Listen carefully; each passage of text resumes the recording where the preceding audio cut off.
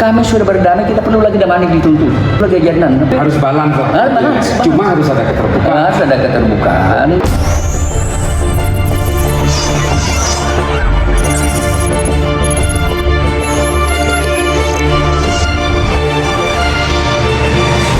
Assalamualaikum warahmatullahi taala wabarakatuh.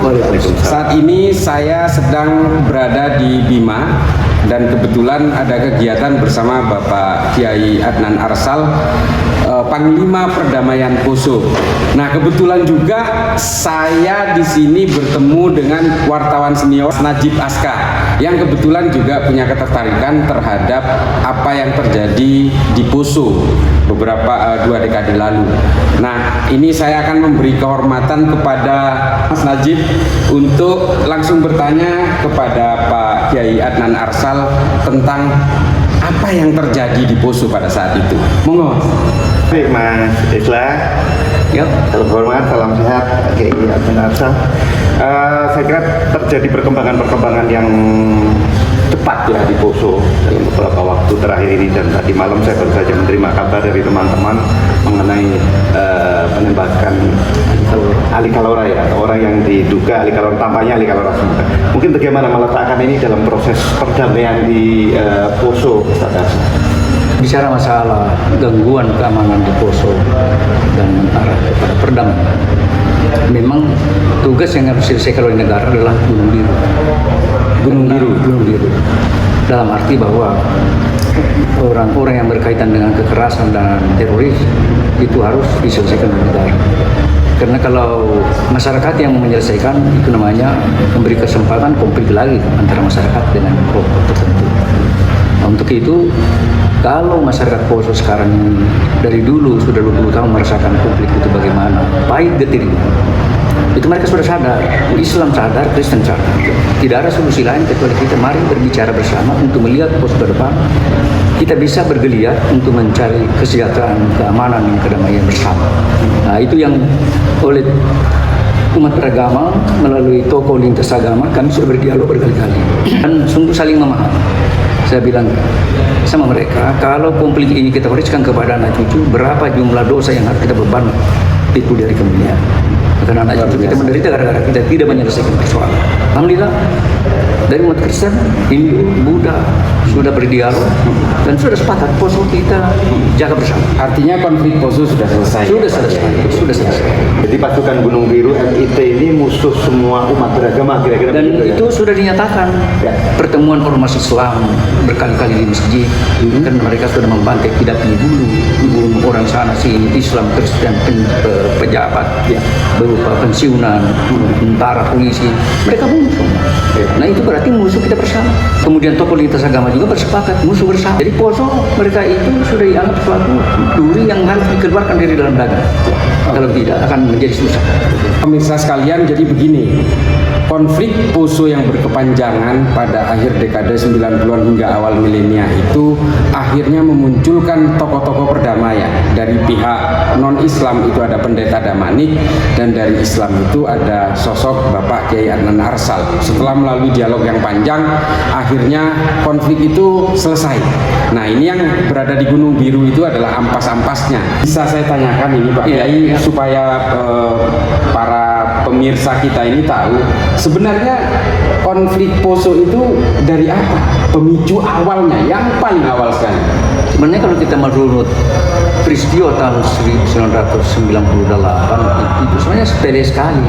Anak muda yang mabuk, minum minuman keras, berkelahi, saling mendukung kelompok desa dengan kelompok desa, kelurahan dan kelurahan, bertemu, saling hantam-hantaman, anak mabuk. Tapi melihat keadaan itu sudah mengganggu masyarakat desa masing-masing, ya akhirnya timbul komunitas. Oh, itu agama apa? Agama Kristen. Oh, ini agama Islam. Ya, mari kita bersatu hadapi. Berhadapanlah kelompok Islam dan Kristen. Nah, ini berarti seandainya polisi piawai menyelesaikannya, mungkin dianggap persoalan anak muda itu persoalan sepele, diselesaikan begitu dipertemukan, selesai, pulangkan, padahal masih ada yang bentang. Akhirnya dalam itu berkesinambungan, timbullah dukung-mendukung menjadi komunitas Islam dan Kristen. Nah, inilah yang bertahun-tahun terjadi. Ya, sehingga konflik itu dirasa betul-betul mensengsarakan masyarakat. konflik itu sendiri terjadi kira-kira berapa tahun itu Pak Kiai? Itu dari tahun 98 2000 jeda karena ada perdamaian yang ditentangkan bersama. Iya. Setelah 2000 malah di atas ada persiapan perang. Persiapan itu umat Islam tak tahu. Tiba-tiba diserang dengan senjata dengan menggunakan alat yang berbahaya, tombak, panah. Umat Islam kuota melihat orang melempar batu, mereka kumpul batu. Melihat orang tombak bikin tombak. Mereka bikin senjata rakitan, bikin senjata rakitan. Mereka lihat sudah menyerang, mereka bikin bom. Akhirnya apa? Besar. Jadi memang kemudian kan menarik karena kemudian konflik yang awalnya itu antar kelompok beragama, antar umat beragama, kemudian kan mengalami transformasi menjadi bentuk terorisme begitu ya, Ustaz Adnan ya. Nah, jadi ini yang mungkin penting juga yang membuat Poso menjadi berkepanjangan sebenarnya bukan perang antar warganya, begitu ya, Ustaz Adnan ya. Jadi, nah mungkin itu yang menarik dijelaskan dari mana itu kelompok-kelompok yang kemudian datang ke Poso dan menjadi mungkin sumber kekerasan berikutnya itu terorisme itu. Iya. Pada waktu umat Islam terdesak dan pengungsi umat Islam itu sudah keluar kota, tinggal segelompok kecil yang ada di dalam. Dan pada waktu terjadi yang besar pada waktu tahun 2001 itu sudah bakar-bakar rumah di luar dan kelihatannya Poso itu kayak asap sudah habis semua dibakar. Umat Islam emergensi. Maka saya pada waktu itu memimpin anak-anak ini bertahan dalam kota. Saya merasa emergensi. Saya berteriak, siapa umat Islam di Indonesia dan di seluruh dunia, bantulah kami karena nyawa kami sudah terancam. So, lantas dengan keadaan seperti itu mayat sudah berkesinambungan hanyut tanpa kepala, ratusan bahkan ribuan manusia tidak tahu lagi bagaimana cara mengurusnya. Mau dikemakamkan tidak sempat, hanya perang seharian berbulan-bulan.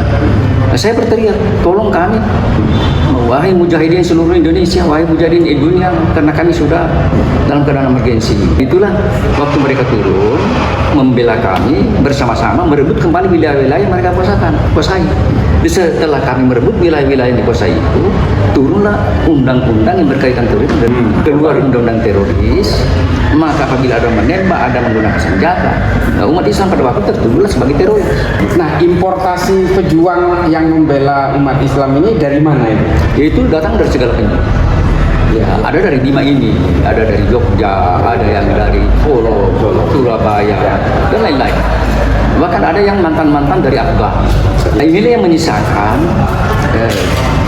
orang-orang yang merasa tertuduh sebagai teroris itu kami membela. Kenapa kami teroris? Ya karena ada undang-undang. Nah, karena itu undang-undang negara. Saya pada waktu ada pada posisi bagaimana negara mengambil langkah itu karena ada aturan. Saya bilang boleh. Tapi orang-orang yang bertindak membunuh cara sadis dan keras, lebih sadis dan keras caranya Kristen membunuh kami, membantai kami, membenggal kepala, dianyurkan di sungai, itu lebih sadis daripada teroris. Kami tembak mereka satu pelur, mati sudah selesai. Tapi kalau dipenggal kepala dan diiris-iris, itu lebih teroris caranya. Nah, itu yang kami minta keadilan. Nah, kalau keadilan itu bisa berjalan dengan baik, negara ini tidak seperti ini. Tapi rupanya undang-undang teroris mengarah ke Islam. Nah, Islam yang tertekan. Tapi saya ada pada posisi bahwa NKRI negara kita, mari kita pelihara bersama. Inilah saya senantiasa ada pada posisi. Jangan sampai negara ini berbuat tidak adil. Dan pada akhirnya para pelaku dari pihak Kristen juga, non Islam itu pada akhirnya juga divonis mati. Ada 3 orang. 3 orang, ya. Tapi siapa ada saja itu Pak? 3 orang itu Ibu Marinus dan Domingus ditembak mati bersamaan dengan teroris Jakarta juga ditembak mati. Martyr. Tapi itu bukan berarti negara sudah bertindak adil.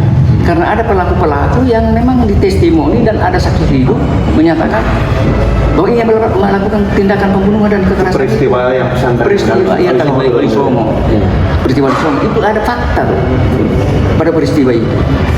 Deklarasi Malino menyatakan menegakkan supremasi hukum tanpa pilih bulu. Itu tanpa pilih bulu itu menyeluruh. Ada pejabat yang terlibat proses. Marinus Domingus Thibault itu adalah orang yang disaksikan oleh lapangan bahwa dia adalah pemimpin. Dia memimpin, tapi ada fakta lain. Dia sebut bahwa si ini membunuh si punya anak, ini membunuh si punya suami, ini membunuh si ini. testimoni itu ada setumpuk dibawa oleh Pak Saud Nasution ke Jakarta. Ini akan saya selesaikan. Ini yang sampai sekarang tidak terungkap. Kenapa itu ditutupi? Itu yang kami tuntut. Kalau seandainya ada Saud Nasution, saya berani berbicara mana itu berkas yang dibawa setumpuk itu yang Pak Saud Nasution. Ini saya bawa ke Jakarta dan akan saya proses, saya selesaikan. Tapi itu tersimpan di bawah meja. Kenapa tersimpan di bawah meja? Mana keadilan? Nah, kalau kita berbicara tentang itu, ya tolong jangan berbicara ada yang disembunyikan tidak. Karena kami sudah bisa-bisa. Sudah masuk penjara semua. Baik, Pak Kiai, kita sudah sepakat bahwa konflik Poso ini sudah selesai, tapi ada beberapa ketidakadilan yang dirasakan. Nah, kira-kira pasca konflik, mitigasi yang baik itu apa? Karena kalau yang saya tahu dan saya dengar bahwa beberapa infrastruktur, kesenjangan sosial segala macam itu masih ada di Poso itu. Ya. Kira-kira mitigasi yang penyelesaian yang paling bagus, yang paling efektif untuk rakyat Poso supaya konflik ini suatu saat tidak terulang. Nah, itu kira-kira apa menurut Pak Kiai? Kalau menurut saya, selama pejuang-pejuang yang masih ada di Poso, pejuang yang pada waktu tanda petik membela umat Islam, bukan pejuang untuk yang ujung akhirnya ada pejuang yang muncul membantai dan membunuh manusia secara serampangan, tidak terorisme yang burung biru lah, burung biru itu. Ya. Nah, itu saya anggap itu di luar konteks. Ya. Karena kami sudah berdamai. Ya. Tapi ada hal-hal yang bengkali-bengkali. Menurut saya mari kita dialogkan. Kalau perlu hadirkan Saud Nasution. Ketidakadilan dirasakan tadi. Dan kalau ketidakadilan hukum iya, dalam ini ya. Kalau memang itu diselesaikan secara dialog dan kesepakatan kita, tutuplah lembaran itu. Kita tutup lembaran itu. Ya. Kenapa tidak? Tapi harus terbuka. Harus terbuka dan disepakati bersama. Disepakati bersama bahwa kami sudah berdamai, kita perlu lagi damai dituntut. Tidak perlu lagi ajaran. Harus balance. Balance. Cuma harus ada keterbukaan. Harus ada keterbukaan sehingga negara memperlihatkan ada keadilan karena sudah saling memaafkan. Setelah selesai itu, orang kalau sudah saling memaafkan maka semua kesalahan itu dilegitimasi bahwa mari terhapus. Iya.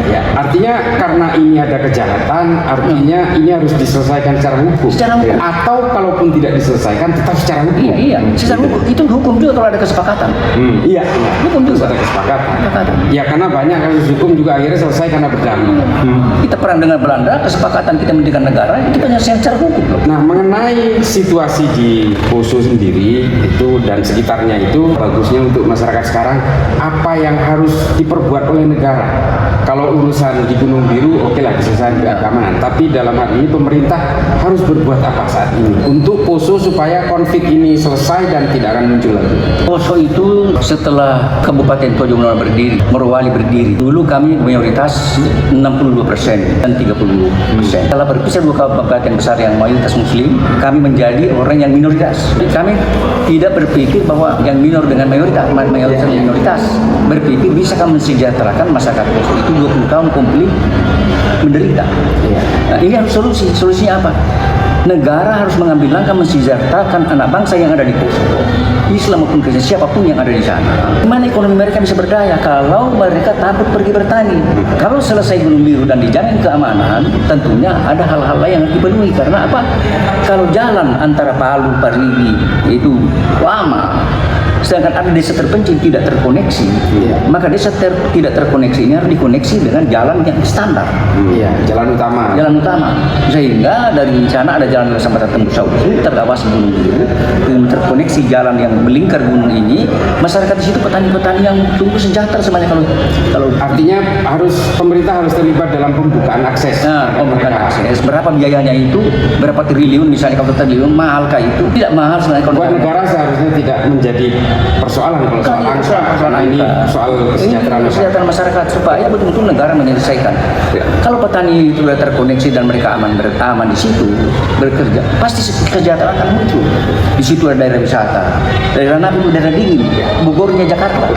Kalau di sana dibangun bisa jadi wisata yang luar biasa. Danau Kentena itu adalah danau yang bagus, kalau itu ditata menjadi wisata luar biasa. Nah, kemudian belum lagi potensi-potensi di sana ada emas yang bisa diolah untuk kesejahteraan. Bermasa tidak bisa sejahtera Poso. Ya, artinya Poso ini punya potensi menjadi berlian. Berlian, emas. Ya, saya sepakat. Tadi memang Poso ini harus kita pikirkan secara sungguh-sungguh, ya, karena ini merupakan salah satu laboratorium konflik dan perdamaian di Indonesia. Saya kira luar biasa ya. Jadi saya sepakat dengan Ustaz Adnan untuk memikirkan betul-betul aspek-aspek kesejahteraan warga dan pemerataan. Jadi jangan sampai warisan konflik masa lalu itu kemudian terus berlangsung, kira-kira begitu ya. Dan kemudian terwariskan dalam situasi sosial yang menyengsarakan, Pak ya. Jadi saya sepakat mengenai aspek yang sangat penting ya. Jadi mengenai keseimbangan antara komunitas Muslim dan Kristen yang ada di sana itu harus ditangani dengan baik. Jadi bagaimana kemudian situasi warga pasca konflik itu kemudian betul-betul mampu berorientasi ke depan, baik Muslim Kristen itu lupakan masa lalu dalam artian tidak lagi berpikir mengenai masa lalu, tapi lebih kepada kesejahteraan bersama ke depan. Sebenarnya masyarakat itu kalau negara betul-betul perhatikan kesejahteraan, ya, setelah pasca konflik. Kalau konflik itu negara mengambil upaya bagaimana menyelesaikan konflik, itu tugas negara. Dan kami semua bersedia untuk membantu pemerintah. Tapi kesejahteraan masyarakat itu harus diupayakan sedemikian rupa supaya petani itu bukan petani tradisional. Ya hanya bawa parang pagi berapa yang bisa dia tebas itu yang dikerjakan, tapi ada upaya negara memberikan bagaimana teknologi pertanian di sana bisa tumbuh dan berkembang. Kita sudah teknologi tinggi, masyarakat masih menggunakan yang tradisional. Bagaimana mau sejahtera? Ya, coba pendampingan menanam yang baik seperti apa yang ditanam, tanaman apa yang cocok, peternakan apa di sana. Dari sana ada daerah-daerah yang bisa dirawat untuk menjadi produksi untuk Kalimantan. Apalagi kalau ibu kota negara pindah ke sana, kalau setengah menjadi sumber utama untuk dikirim ke sana. Napo itu adalah menyumbang bahan-bahan sayur-sayuran ke Kalimantan. Napo ya? Napo besar sekali. Nah, kalau negara mengambil langkah itu, masyarakat sudah lupa itu konflik. Mereka sudah hidup. Ya. Mereka sudah lupa itu konflik. Mungkin kalau ketemu dengan Kristen lebih bersahabat mereka daripada kita di kota. Kasarnya sudah sibuk cari duit. Mereka sudah sejahtera, sudah bersahabat. Ini kan negara bagaimana mengkondisikan betul aman mereka itu. Kebetulan saya juga pernah di Tribun saya kebetulan sekarang juga Kepala Pusat Studi Keamanan Perdamaian di UGM, Mas Islah. Jadi kita punya riset-riset yang panjang di Poso, termasuk di Maluku ya, di Ternate juga. Jadi saya kira memang apa yang sedang terjadi di Poso ini sangat penting untuk kemudian dilanjutkan ya. Jadi upaya-upaya pembangunan perdamaian yang betul-betul berkesinambungan. Jadi antara program pembangunan dengan program pembangunan perdamaian itu harus jadi satu. Saya kira ini yang tadi dipikirkan Ustaz Adnan. Merumuskan mengenai banyak wilayah-wilayah yang harus saling terintegrasi, begitu saja. Sehingga proses pembangunan dengan proses pembinaan perdamaian itu jadi satu. Nah ini saya kira jadi satu kata kunci Pak untuk ke depan. Begitu saja. Itu saya rasa yang perlu. Ini kan sudah terjadi penembakan terhadap Ali Kalora dan Ikrimah, alias Jaya Ramadan alias Ikrimah. Ini kan selesai kemarin. Nah, ini kira-kira dampaknya terhadap Poso sendiri kira-kira bagaimana ini, Pak Kiai? Memang kita sudah sepakat Gunung Biru harus diselesaikan oleh negara. Berapapun yang tinggal di sana harus selesai. Tinggal masyarakat jangan sampai ada lagi kader-kader baru yang dibina kemudian mengisi ulang sarang yang kosong. Itu juga berbahaya. Jadi masyarakat harus memantau. Jangan dianggap bahwa anak-anak kita itu enak saja kemudian pergi belajar. Kalau belajar sama orang yang hanya pemikirannya radikal, nah itu yang harus dipantau oleh negara, dipantau oleh tokoh-tokoh masyarakat. Ada kegiatan itu yang sedang. Nah itu yang harus diselesaikan. Artinya setelah ini harus ada pencegahan dini, preemptif dan sebagainya di kalangan masyarakat yang di bawah ini supaya jangan ruang kosong di Gunung Biru ini diisi. Nah ini benar sekali. Dan pemuda-pemuda itu disibukkan. Kalau mereka tidak belajar lagi sibukkan. Apa kesibukan mereka? Kamu petani, peternak, nelayan, atau apa saja. Kasih kesibukan mereka dibina. Ya seharusnya kita harus belajar karena memang konflik Poso ini dipantik oleh alkohol tadi. Hal-hal yang sepele sebenarnya. Ya artinya remaja-remajanya harus diberi kesibukan-kesibukan yang positif. Saya sepakat dengan Ustaz Adnan tadi. Saya kira memang kata kunci untuk perdamaian ke depan ini salah satu aspek pentingnya adalah anak muda. Jadi anak muda inilah saya kira menjadi kekuatan konflik baru atau perdamaian. Kalau ini tidak terkelola dengan baik sangat berbahaya sekali. Nah, mungkin Ustaz Adnan bisa menggambarkan kira-kira dari sisi umat Islam sendiri apa yang perlu dilakukan untuk terutama anak-anak muda ini biar betul-betul menjadi kekuatan yang konstruktif bagi pembangunan Poso yang maju, yang progresif, yang damai ke depan.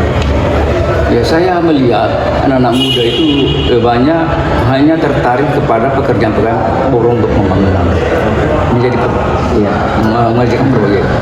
Itu saya anggap pekerjaan yang tidak profesional. Dikelompokkan mana yang petani, mana yang nelayan, katakan tadi, profesional atau tidak, didampingi mereka. Betul. Didampingkan ada BLK pertanian, anak muda di bidang pertanian, BLK peternakan, anak muda di bidang peternakan. Yang nelayan, ini empang. Jadi sesuai dengan potensi lokalnya. Potensi lokalnya. Dan hanya proyek-proyek yang sementara saja. Sementara mereka mungkin sudah tidak kerjakan proyek lagi.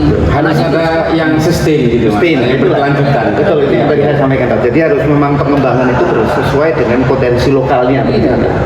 Dan itu anak muda diberi bantuan itu bukan diberi bantuan, ada pendampingan. Kalau tidak ada pendampingan, mereka itu dana yang diberikan untuk satu usaha itu jangan kembali televisi dengan HP.